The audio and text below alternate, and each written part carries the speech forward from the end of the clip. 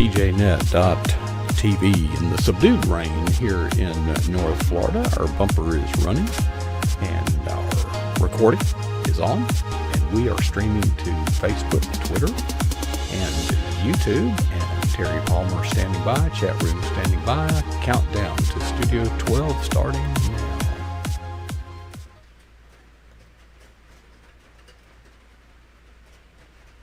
Well, good evening and welcome back to PJNet.TV. I'm your host, Coach Prasic, and the noise, if you hear some sounds outside, that's because there are, sounds outside.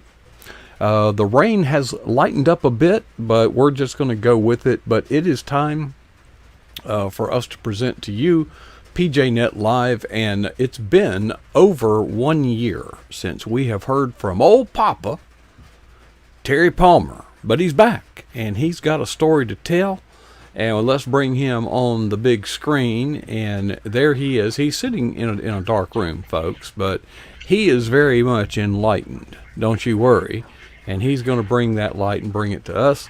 Old Papa, it's been a long time since we've been here talking together, and I'm sure there's been plenty going on in your life, but grandkids, I don't know. What have you been doing for the past year? You've only got 20 minutes, but tell us. Eating a lot of pie. Pie. That's what we've been doing. Isn't that Spending a lot fattening? of time. Well, yes and no, because you share pie. Oh, That's what you're doing. if you share it, it's not fattening. How about if That's you right. chase it down with a diet soda? Doesn't that help? Doesn't that neutralize Well, the... My problem is that we have what we call two-cut pie up here. And that's when your wife makes a luscious, beautiful pie. And what you do is you make one cut and two cuts, and you have a piece of pie. That's called two-cut pie. Well, it's still one piece of pie, though, right? I mean, a piece of pie has so many calories. So, Yes. So why make the second cut? Just cut once? It reminds me of these, junk food, potato chips and things like that. Well, I get those $4.29 Doritos things, big bag, but they're on sale. Buy one, get one free, or two for $5. I can't resist. I'm a real sucker. Now, my theory is this, Terry. If it doesn't come in a resealable container, it's a one serving. It's one serving. You gotta So that's kind of cool. Those calorie notes on there, that tell you it's 160 calories. So that whole bag, since it doesn't have a resealable container, I disregard any information to the contrary. It's a single serving because you can't reseal it. You have to eat it all. It'll spoil. You don't know get bugs in it and things like that. There's a secret about pie. Pie? Yeah, see, now here I'm going to hold this up here. This is the ingredients for making pie. You have to put it right in front of your face there, Terry. Okay, right in front of your face. Up There over you go, your nose. everybody. Up over your nose. There you go. That's how you make a pie. That's the ingredients. That looks See, like the plate the pie comes in, maybe. But It is. See, I thought trade it that looked in. like apples to me. It is. Apples to apples. But see, there's a story in every pie, and my wife doesn't make just a pie crust. No. She makes a pastry shell. See, there's a big difference between that, and it's just luscious. And so then we make the pie, and I got a deal going with my wife. It's a nice deal, where she makes the pie, and then I eat the pie. So it's like 50, It's 50, a partnership, yeah. It's it's a 50-50. And then it's a I have collaborative to- effort. see, then what I do, I wash out the pie plate very thoroughly afterwards, and then bring it back to her for a refill. Oh. See, so it's like an ongoing thing. Now, who washes the dishes? I do. And I appreciate the opportunity to do so, because with my arthritis, I put my hands in that hot water, and it's like, oh, yes, this is great. It's awesome. So, but making pie is a privilege, and eating pie is a privilege, and I try to do so every chance I get. And that leads me to what I wanted to talk about tonight, and that is spending time with my grandkids. That's kind of my favorite thing to do. And I have been very blessed recently by taking my grandson up to the bus stop. And one of the neat things I've learned is that I can leave my goal orientation at the house. when I go out to the bus stop with Vincent, because I'm one of these guys that said, well, if the goal is going to the bus stop, we're going to get there fast. See? And when you're out walking with the grandkids, the goal is not important. The goal is what we find each step of the way. And it's so cool to do that because you can see life through his eyes that way.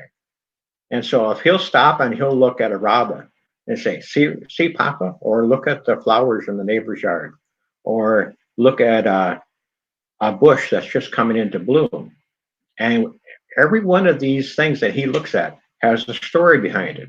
Just like the pie I was talking about. Every pie has a story. Well, every step that you take with the grandkids has a story behind it. They're not so much like a goal orientation like we learn in business. We have to be goal oriented. We have to accomplish this. We have to accomplish that. Quite often, taking that next step is the accomplishment. See? And it's like there's a story with each step. So like if he pick up a leaf off the road and you pick it up and say, look at that, that's so cool. And maybe it'll be bright yellow or dirty brown, who knows? But there will be a story in that leaf. And that's a neat thing because as I try to relate to him, I'm relating on his basis, on his ground. And by doing that, that gives me opportunity to be there when those tough life questions come up. Because I have that, what would you call it? That level of trust maybe, and the ability to walk side by side with him and be in the same area he's in on his basis. So when he asks questions about life and about girls, oh my, and about Jesus and about church and about things like that, I can relate because I'm right there and we have that relationship bond. And it's so cool to be put in that place. Terry, how old are your grandchildren? We have 7, and they range all the way from 18 going on 27, all the way up to Vincent. He's I think 8 going on 14. In taking on some of the things, I like what you're saying because all of life we take this business model of setting a goal, writing it down, breaking it down, goal achievement. And I'm all for that. But sometimes we malappropriate that context into our personal lives and into our spiritual lives, okay? We need to be goal-oriented, certainly in the Great Commission, but sometimes we can get caught up so much in the work that we forget, what do they say? You can't see the forest for the trees? Right. I understand that. I appreciate what Jake was talking about earlier with his friendship evangelism kind of approach. That's what I call it anyway. And the way he was able to break out into new groups with a kind of a new voice in the neighborhood. And I think what he's doing, he's taking evangelism and taking God's word and putting it into their versions and putting it into their voices. And so they're running the show. In this case, when I'm out with the grandkids, it's their time, it's their agenda, it's their show. So when I try to do discipleship here with the neighbors and in the neighborhood, I really backed off trying to pound out an agenda. What I've tried to do is just listen and find out what language they're talking to, what language they're talking with, where they are in life, and try to appropriate a message to that. And it's kind of like walking with the grandkids. You have to be on their time, listen to their agenda, and do things their way. Well, I know that also one of the messages or lessons that can be learned is, in our goal orientation, when we start malappropriating that into spiritual matters, we tend to be in a hurry. We got to get from here to there, like you said, to the bus stop. And hurry is a cousin to worry. So that's right. And so much is missed. I have benefited so much by just getting up early, leaving early to where I'm going, and just observe the world around you. Because as we pointed out in numerous cases and in numerous instances, the majesty of the creation and the fascination with something as simple as a robin or a leaf, especially in the autumn, or a flower or a bee. God reveals himself in so many ways around us, but if we get in a hurry, we will never see that revelation. And if we don't stop and just take in the majesty of the creation, when do we have a chance to listen to God? That's exactly right. Maybe you're turning into a grandson. I don't know. You're taking time to stop and smell the roses. That's an awesome thing. So when do we have time to listen to God is on those walks. Because I have learned so much from my grandkids as they talk about all those things. And the questions they come up with are staggering. And it's awesome. Why not like that? That's wonderful. I agree, and folks, bear with me. I'm making a little adjustment in our studio here, just for aesthetics' sake. Anyway, kind of get on par, with things. Another thing that has happened in my life recently is my dog is about 100-pound German Shepherd, and my dog now accompanies me to work here at the Eagle's Nest, and he's got a little place over there, and you get bought in, sucked into the moment, and you're working on something, and then you'll see that dog just go over there and you stop a minute and just pet the dog and just take in some life and take some of the stress out of your environment. And I think in some ways that can actually help us cope with the challenges that we do face. I think so, exactly. I mean, that's to be able uh, to go out without an agenda frees up so many things, talking about the God Spirit in your life and being able to walk and talk with Him as I take a walk around the block here by not having an agenda, just taking each step at a time. That's an awesome thing because then you stop and listen. That's awesome. I am actually stopping and not listening to the rain. 30 minutes ago, it was unbearable in here, the sound. But we so need the rain. But yeah, and I'm grateful because God refreshes the earth. And I think it was JD that said rainwater actually contains nitrogen. Yep. An essential nutrient for all botanical life. We used to go by 666 and 888, and spread that stuff around. If you want to know if you have any cuts on your hand, what you do is go get some fertilizer and dip your hand in there and spread it out. Any cuts or imperfections in your skin will become painfully evident. That's exactly right. We always talk about oats and barley around here. The best oats are the oats that get snowed on or get rained on, because then they just turn dark green and away they go. You grow oats there? Yeah, oats and barley, type of thing. Aren't you up there where it's cold? We're up here so far that the postman wears heavy clothes all year round. Not quite, but we laugh about that quite a bit. And talking about the turkeys with Jake, we have so many wild turkeys here and deer. Now we have bear and everything. I kid JD a lot because he sees the sandhill cranes down there and then he sends them up here. So now they've just started to come back and build nests up here. Sandhill cranes have, for a while they were endangered here in Florida, and are whooping cranes, I think we call them. But they have a problem sitting on their nests because their legs work the wrong way. Their knee is articulated the wrong way. It bends backwards as compared to ours. Or forwards, I forget. But they stumble and fall and crack the eggs and they have a hard time. They're fun to watch, and that's part of nature. And when we drive by, we say, "Hey, look, there's some more, and that's kind of a neat thing. Do you bait them up? No, we don't do anything like that. We just enjoy nature.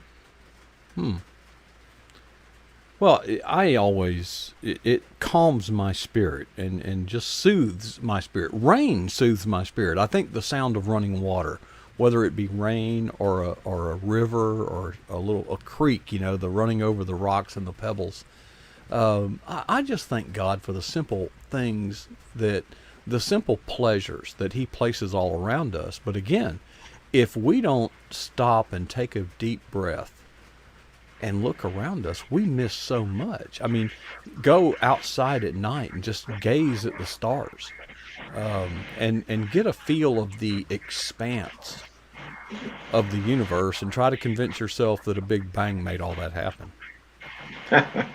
We have an expression up here about how a drip goes into a trickle, and then a trickle goes into a rivulet, and then they all go into a stream together. And then a stream goes into a river, and it all starts with each drop. And that has a spiritual significance, how we can all be in prayer together, and we can all be brothers and sisters in Jesus Christ. It can be so much united that way, and together we can make a huge impact. We can be a flowing stream for Jesus Christ. Well, the water is so peaceful, when it's raining and trickling. But I was just thinking this morning, I've worked in disaster relief for so many years. Water is a very powerful torrent. It is. When it starts moving, and there's a lot of it, there is nothing that can withstand it. Whatever is in its path is decimated. And they're building houses different now on the coast here in Florida. For a long time, they built them strong, like a lighthouse. Well, that's not what they do anymore. You know what they do now? What's that? How do they do that different? They build it now where the water can rush through the house. Yeah, because if you try to hold the water back, you can't.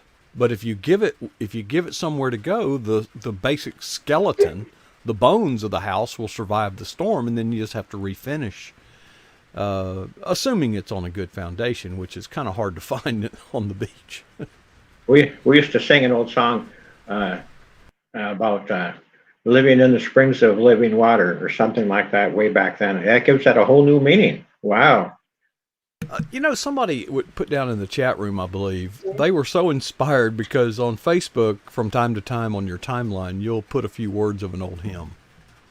Oh, it's one of our favorite things, because I have, we have a whole bunch of records here with old hymns, and we put old hymns on all the time. So I'll put a jingle on, starting with one or two lines of that hymn, and I'm amazed, and I'm very blessed, because like Barb or somebody else will add the next line, and somebody will add the next line, and pretty soon we'll have the whole hymn there. What a blessing. Terry, do you really honestly have a record player? Yes, we do. It's right next to me, the old-fashioned stereo.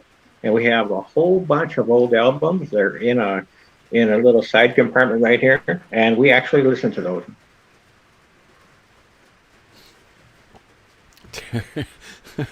Those went out like in the 70s? No. The old is new. That's what it is. And you can't really understand hymns unless they have a little scratch with it. That little that goes with it. I mean, that's just part of the deal.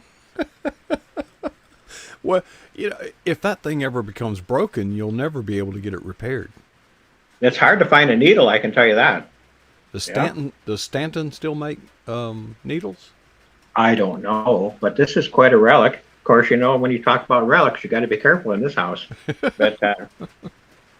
But yeah, we love to listen to the old hymns, and I love to put them on Facebook, and it's just part of the camaraderie that we have.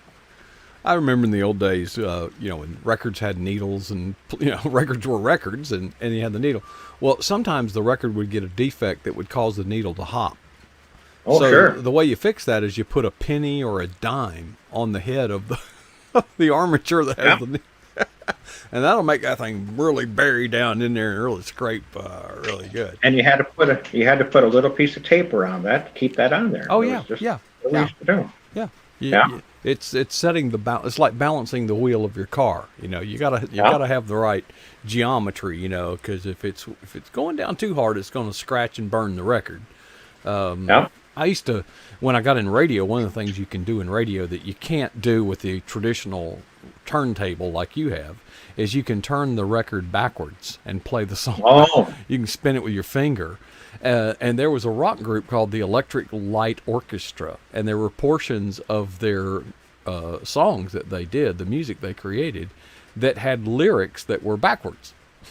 oh my goodness. Yeah, you can literally play it backwards. And I remember when rock and roll was first getting started. You know, this was back in the early '70s. There was a group from Canada called the Guess Who, and they did this song. And then after the song, they had this very eerie Twilight Zone suspenseful type music.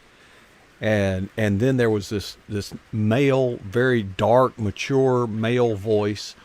You know, my strength is dried up like a potsherd, and all my bones are out of joint. You know, and it went on and on, and it sound. And my parents would think it's demonic. You know, and they said that you shouldn't listen to that. Yeah.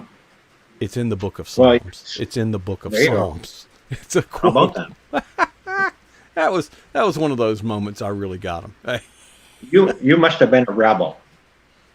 I still am. Oh, there you go. That's where we get along. That's why we don't have any money here. Yeah. I'm not easily manipulated. There you go. Speaking of radio, I did radio ads, and for 5 years I did radio spots and Really? talked on radio for part of our business. And those were some of the sweetest memories. The station manager laughed, and we laughed so hard because we'd add sound effects right into the advertisement. It was so fun to do. Mm-hmm. And I get around the countryside, and people would remember that. You know, oh, you're the guy on the radio. Yeah, you're you the know, guy. and it's Mhm. kind of fun. Oh, It was a fun I can time. remember when I was a disc jockey. It was a 100,000-watt rock station in Tallahassee, a very popular station. 100, you know, literally at any given time, you've got 30, 40, 50, maybe even 100,000 people listening, and so you get known. So I back in the day, you got a check. You know, it was written on a piece of paper, and you would have to go to the bank to deposit it. You remember those? Yeah. Yes. Okay. And I would go to the bank, and they would see, oh, you're, oh, and they would get so Oh. enamored, and it's like, look at the amount of that check. It is not a big know. deal. There is no money in radio unless you hit Nope. it really, really, really, really big, and that's few and far. But that is like anything else. But mostly it's very low paid. But you know what, Terry? I worked at 2 radio stations, and I actually used that money to pay my way through college, including the beer and everything else. And I don't know anybody that pays their own way through college anymore. I don't know. But I know talking on the radio is an awesome possibility. I always thought, why don't we use radio more in our Christian circles? Why don't we get out there and do radio spots for church? Why don't we get out and talk right in the booth and talk about Jesus? It's an awesome responsibility. And it's so fun to do. It's fun. Well, it's gotten easier, and we have the internet now, so you can start your own radio station, you know, a podcast. And so, well, I guess, Terry, that's a good question. When are you going to start doing that? I don't know. You don't know? That's a good A question. podcast? Why not? That You goes know? back. That goes back to your 3 questions. What have you done for Jesus recently, and why not? Yeah, when was it? So, well, Terry, I tell you what, it's always good. Well, it's good to have you as part of the PJNet family. We have the best kept secret on the internet, folks. What a family this is, and Terry, I'm glad that you're a part of us. And it's always good to get just chew the fat a little bit with you here on PJNet. And I appreciate you sharing about the pie. The pie. Now, stay tuned. Stay tuned to see what happened to this pie. Okay, Stay tuned. you're making me hungry, and All right. that'll be your fault, of course. So, all right. Okay. Remember, 2-cut pie. I'll remind my wife of that next time of course, I don't eat pie. I'm diabetic. So anyway. Okay. All right. Appreciate it, Terry. Thank you. All right, folks, always good to hear from our friends and family here at pjnet.tv. You are looking straight down from above the plywood desk that is affixed atop 2 sawhorses here at pjnet.tv. You can see the plywood that I'm sitting on. You can see the plywood floors. Folks, that is where this happens, and I am so proud and pleased and happy, and I rejoice that God has made these provisions for us. And I want to give a shout out to Barbara because she has been hopping lately. And folks, we got some new names on the schedule. If you'll go to pjnet.tv, it'll say it right there. Yes, it says it right down there too. And go to that little schedule page. It'll tell you and look at what's happening.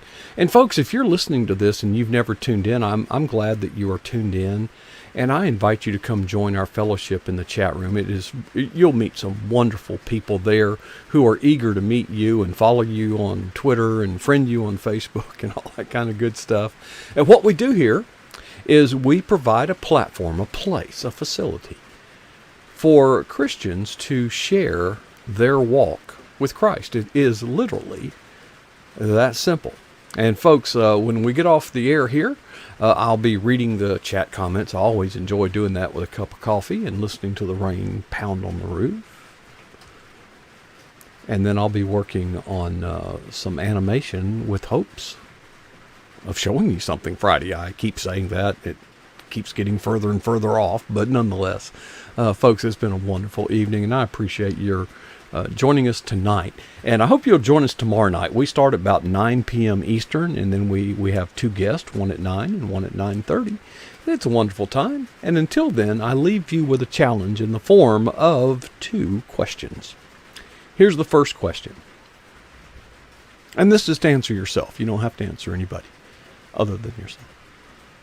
What is the boldest thing that you have ever done for Jesus Christ? And the second question is, when was that? You see, it is my hope that none of us will be satisfied with either answer.